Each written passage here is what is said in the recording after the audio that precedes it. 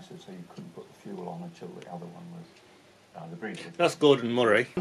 He basically won the Grand Prix, the championship for Brabham in 1981, I think it was, and made some amazing cars. But that was then. Today is the Formula 1 Grand Prix of America, so what's going on with that then? Pole position is Lewis Hamilton, which was not surprising, to be honest. Behind him in second place is Sir Vettel, and the other Mercedes, Valtteri Bottas, is behind them. Can't remember exactly who's behind the lot, but everybody else. It looks like it's going to be another Mercedes win, possibly with Vettel second, assuming they don't have any problems with the reliability like they did in the last couple of races. As for the season so far, it looks like it's going to be a shoo-in for Lewis to win the whole shebang. He's unlikely to do it at this race. For that to happen, Vettel would have to finish 6th or lower, and basically Lewis needs to score 16 points more than Vettel, and that's unlikely to happen in this race.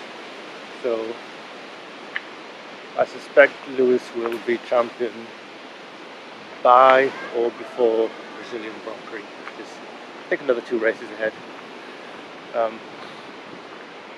As for the season so far,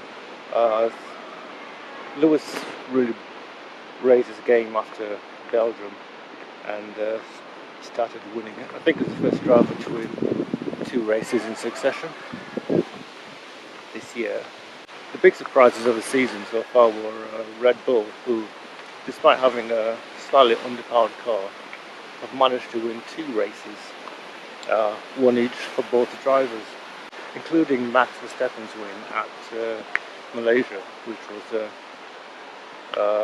a win in merit because he had to overtake Lewis during the race to win it, so his car was faster.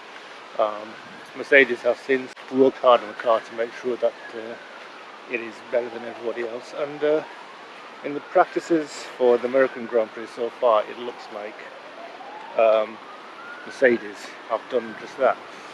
You can usually tell how well the car is doing by how well the slower of the 2 drivers is doing, and Valtteri Bottas, while being an excellent driver, is not quite as experienced as Lewis in the car, certainly, and while he's able to drive the car to the best of his abilities, Lewis does seem to be able to get more out of the car than Valtteri. This was shown at, where was it? Was it Malaysia?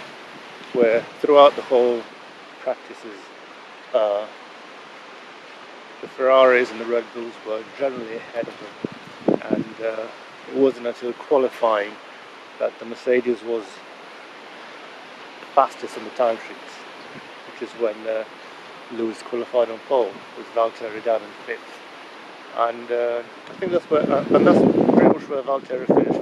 He finished 4th, I believe, with Lewis coming 2nd, sandwiched by the Red Bulls.